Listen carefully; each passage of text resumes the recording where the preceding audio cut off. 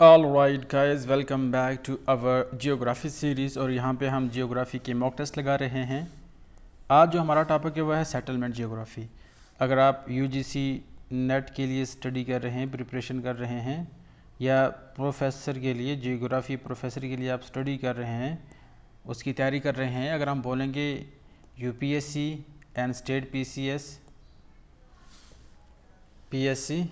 State PSC, अगर आप इस सब के लिए तैयारी करें तो डेफिनेटली ये सीरीज़ आपके लिए काफ़ी फ़ायदेमंद होने वाली है।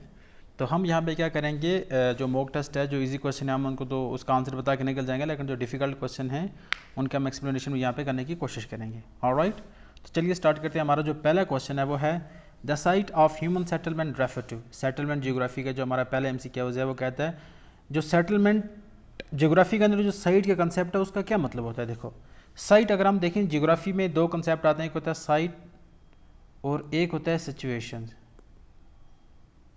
ये चीज़ें अच्छे से याद रखो। साइट का क्या मतलब होता है, जो एक्चुअल लोकेशंस, एक्चुअल लोकेशन कोई भी एरिया, हमारे पास ये एक एरिया है, सपोज हमने ये एक बॉक्स ले लिया, तो इसके अंदर जो एक्चुअल एरिया है उसका हम साइट कहेंगे, और इसमें आएगा यहाँ का क्लाइमेटिक कंडीशन, यहाँ की वेजिटेबल, यहाँ का नियर वाटर बॉडी, जो भी यहाँ पे वेड लाइफ आएगी तो वो साइट में आएगा।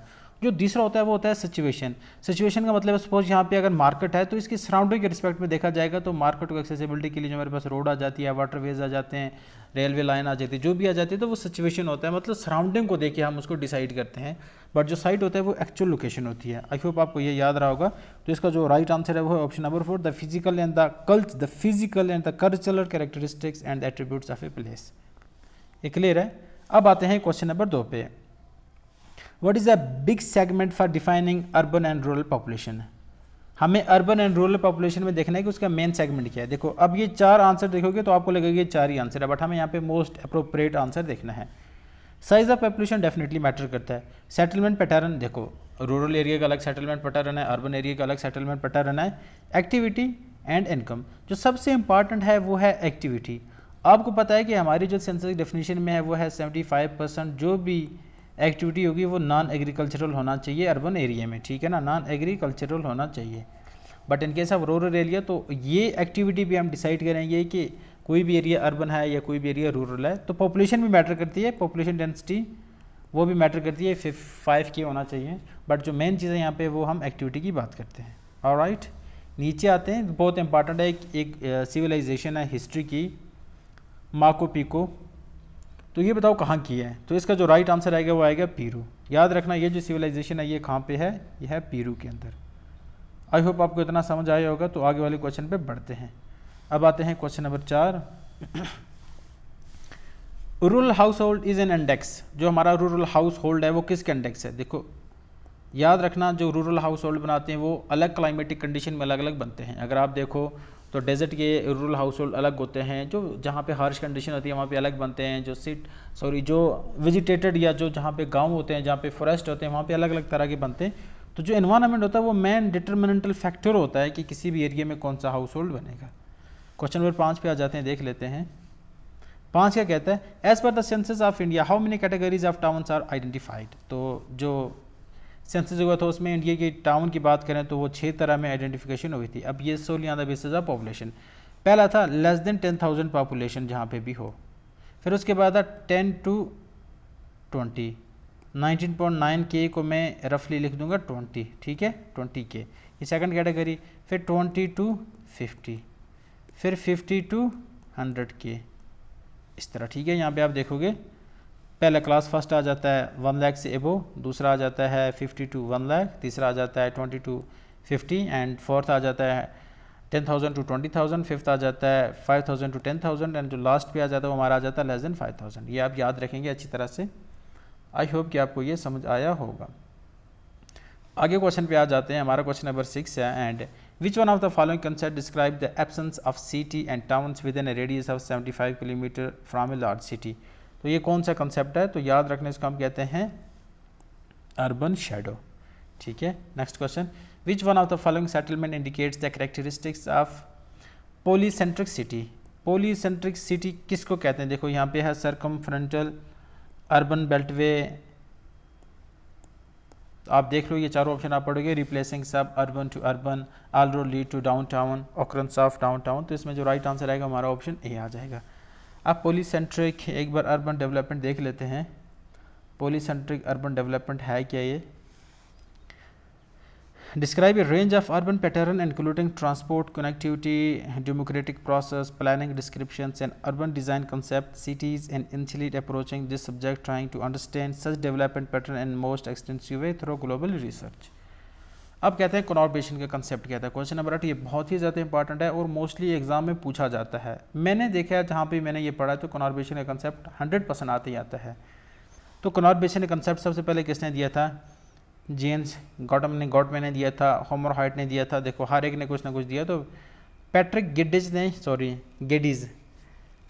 गेडिज ने ये कंसेप्ट दिया था। आप मुझे बताएंगे कि गॉटमैन ने क्या कंसेप्ट दिया, होमर हाइट ने क्या कंसेप्ट दिया था और C.D. हैरिस ने क्या कंसेप्ट दिया था। देखो ना सेटलमेंट हैं आपको, इसमें यही आएगा आपको कंसंट्रिक जोन मॉडल एक ने दिया था सेक्टोरल मॉडल और एक ने दिए थे मल्टीपल न्यूक्लियर मॉडल। तो ये जो तीन है ना, ये उसके हिसाब से आप मुझे बताएंगे इसका राइट आंसर क्या आएगा। अब कॉन्वर्बेशन होता क्या है? कॉन्वर्बेशन एक बहुत बड़ा एरिया होता है। ये एक बहुत बड़ा मतलब एक इतना बड़ा एरिया होता है जिसमें मल्टीपल हमारे मेट्रोपॉलिटन सिटीज़ आ जाती हैं, लार्ज टाउन आ जाती हैं और अर्बन जो भी ग्रोथ पोल्स होते हैं वो इसमें आ जाते हैं मोस्टली। नेक्स्ट कंसेप्ट आ जाता है the concept of megalopolis was given bye. Megalopolis बड़ी सिटी का कंसेप्ट किसने दिया था भाई? सबसे आसान है एंड आप मुझे बताएंगे इसका आंसर। तो ये कंसेप्ट दिया था गॉटमैन ने। ऊपर बताया था यहाँ पे गॉटमैन का कंसेप्ट अलग है। गॉटमैन ने क्या दिया था? तो यहाँ पे उसका आंसर आ गया। गॉटमैन ने क्या दिया था? गॉटमैन ने दिया था कंसेप्ट ऑफ मेगालोपोलिस। अब मेगालोपोलिस क्या होता है? ये एक लार्ज और डेंसली पॉपुलेटेड सिटी होती है जो ग्रो अप करती है और वहाँ पे अर्बन कॉम्प्लेक्सेस बन जाती हैं। The concept of urban revolution was given bye. आपने डिफरेंट तरह के रेवोल्यूशन पढ़े होंगे बट यहाँ पे क्वेश्चन है कि अर्बन रेवोल्यूशन का कंसेप्ट किसने दिया था? इसका राइट आंसर आ जाएगा गॉर्डन चाइल्ड। गॉर्डन चाइल्ड ने कंसेप्ट दिया था, अर्बन रेवोल्यूशन का कंसेप्ट दिया था। आई होप आपको अच्छी तरह से याद आया होगा। देखो प्रैक्टिस आप करते रहोगे तो आपको कोई भी एग्जाम है वो इजीली पास हो जाएगा। अब क्वेश्चन नंबर 11 पे आ जाते हैं। टोटल 25 क्वेश्चन है। अब हैं यहाँ पे हम 11 क्वेश्चन पे। The core periphery model was given by. बहुत ही इंपॉर्टेंट क्वेश्चन है। कोर पेरिफेरी मॉडल किसने दिया था? वाल्टर क्रिस्टोलर, कोलोसोर, फ्राइडमैन, R.E. पहल। तो इसका राइट आंसर आ जाएगा ऑप्शन सी, फ्राइडमैन ने ये कंसेप्ट दिया था। कोर पेरिफेरी मॉडल देख लेते हैं। ये दिया था 1963 में, जॉन फ्राइडमैन ने दिया था। The core periphery model shows specially how economic, political, cultural authority is dispersed in core and dominant region and the surrounding peripheral and semi-peripheral regions। ठीक है ना। आप देखोगे कि ये सेंटर से पेरिफेरी की तरफ किस तरह ये एक्टिविटी जाती हैं। तो ये वही जब आप ये कंसेप्ट जब ये मॉडल पढ़ोगे तो डेफिनेटली आपको वहाँ पे अच्छी खासी समझ आ जाएगी। The concept of rural urban fringe was profounded by. बहुत ही इंपॉर्टेंट क्वेश्चन है रूरल अर्बन फ्रिंज। हमारे पास ये इस तरह से मैं बता देता हूँ। ये एक मैं कंसेप्ट ले आता हूँ। यहाँ पे हमारे पास अर्बन एरिया है, ठीक है ना। ये आगे अर्बन एरिया, सॉरी इसको हम बना देते हैं रूरल एरिया और ये हो जाता है अर्बन एरिया। और ये जो बीच में ये जो एक बन जाती है ना थोड़ी सी ट्रांजिशन जोन्स, इसी को हम कहते हैं रूरल अर्बन फ्रिंज। ना ये 100% रूरल अर्बन होता है ना ये 100% रूरल होता है। तो ये एक मिक्सड कंडीशन यहाँ पे शो करती है, ठीक है ना। इको टून वाला हिसाब होता है। जब दो इकोसिस्टम आपस में कोलैप्स करते हैं तो बीच में एक सबमर्ज्ड एरिया बन जाता है, ट्रांजिशन एरिया बन जाता है। उसी को हम इकोसिस्टम के टर्म में इको टून कहते हैं और यहाँ पे सेटलमेंट ज्योग्राफी के टर्म में इसको रूरल अर्बन फ्रिंज कहते हैं। आई होप आपको अच्छी तरह से समझ आया होगा। एंड रूरल अर्बन फ्रिंज का कंसेप्ट किसने दिया था? प्रायर ने। मैंने क्या कंसेप्ट लगाया, इसका मैंने राइट आंसर बताया आपको, R.J. प्रायर। ओके, याद रखना R.J. प्रायर ने इसका कंसेप्ट दिया था। एंड रूरल अर्बन फ्रिंज मैंने बताया एक ट्रांजिशन जोन होता है और ये इसको ग्रीन बेल्ट भी कहते हैं या ग्रीन फील्ड साइट भी कहते हैं। याद रखना रूरल अर्बन फ्रिंज का दूसरा नाम होता है ग्रीन बेल्ट या ग्रीन फील्ड साइट। ये भूलना नहीं चाहिए और इसको अच्छी तरह से रट्टा मार के याद कर लो। बढ़ते हैं आगे वाले क्वेश्चंस की तरफ। क्वेश्चन नंबर 13 ज़रा रीड करते हैं आप। The concept of rural urban continuum was given bye. एक था फ्रिंज और दूसरा था कॉन्टिनम। याद रखना फ्रिंज और कॉन्टिनम में फ़र्क है। तो रूरल अर्बन कॉन्टिनम किसने दिया था ये कंसेप्ट? इसमें आता है R.E. पहल। वो किसने दिया था? Prior, R.J. प्रायर और R.E. पहल में, ये आप याद रखेंगे।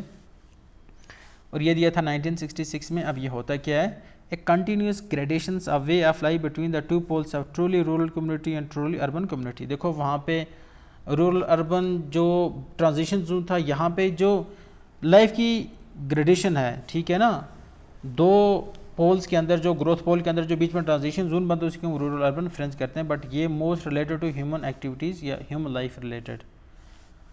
The central place theory was postulated by. Central place theory सबसे आसान क्वेश्चन है, तो मुझे लगता है ये भूलना नहीं चाहिए।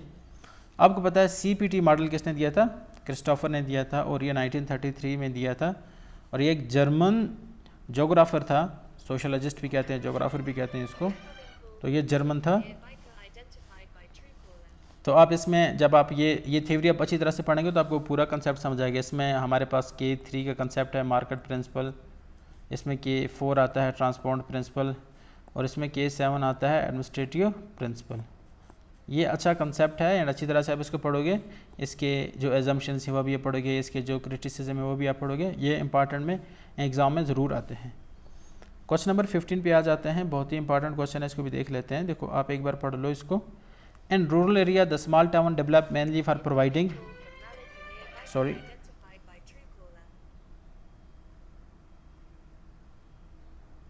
मुझे एक कॉल आ रही है, मैं इसको देख लेता हूँ एक बार, उसके बाद कैरी ऑन करते हैं। ठीक है, okay.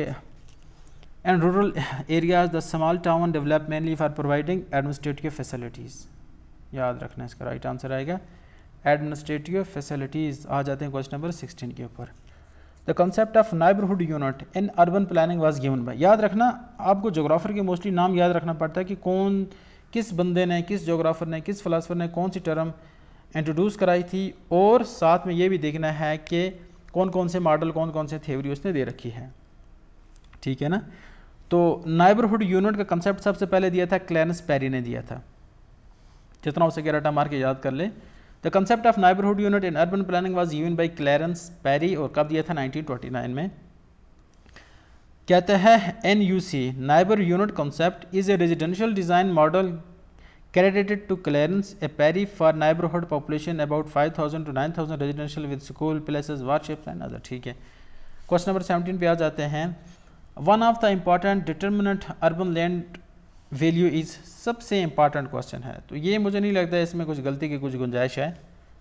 One of the important determinant urban land use value is, तो वहाँ पे एक्सेसिबिलिटी को हम मोस्टली देखते हैं, एक्सेसिबिलिटी होना चाहिए तब ये फ़ायदेमंद रहता है।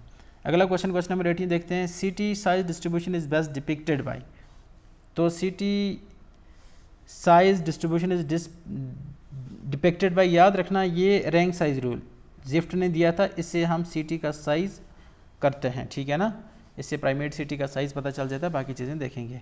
City size distribution is depicted bye rank size rule, और जो रैंक साइज रूल है ये के जिफ ने दिया था 1949 में। आप इसको देखेंगे 1/n टाउन तक हम जाते हैं, और इसका फार्मूला याद रखना, फार्मूला है,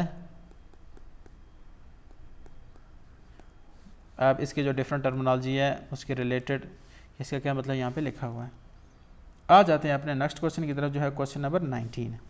the concept of radian city was propounded bye, radian city के कंसेप्ट किसने दिया था? कॉर्ब्यूजियर ने, ले कॉर्ब्यूजियर ने दिया था रेडियन सिटी का कंसेप्ट, याद रहे, इसको भूलना नहीं है मेरे भाई। ठीक है, होमर हाइट ने क्या मॉडल दिया था, CD हैरिस ने क्या मॉडल दिया था, जिन गोटमैन ने क्या मॉडल दिया था, आपको अच्छी तरह से याद होना चाहिए। आपको एक ही आंसर पे फोकस नहीं करना, बल्कि जो अल्टरनेट ऑप्शन हैं उनको भी देखना है कि आखिर ये इसका राइट आंसर किस में हो जाएगा।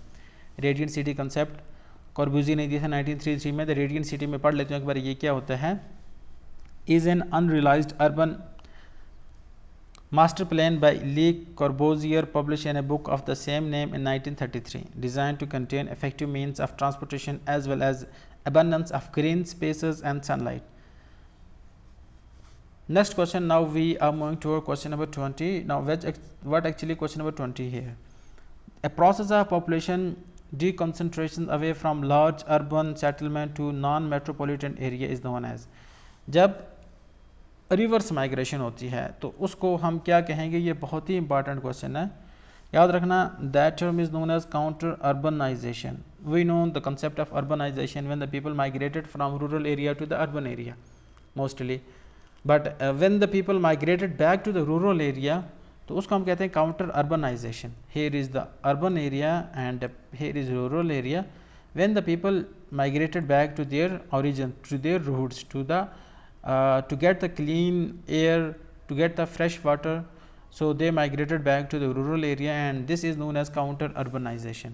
Hope you got it. Now moving to question number 21. The concept of primate city 1939 was first given by who was the author who gave the concept of primate city?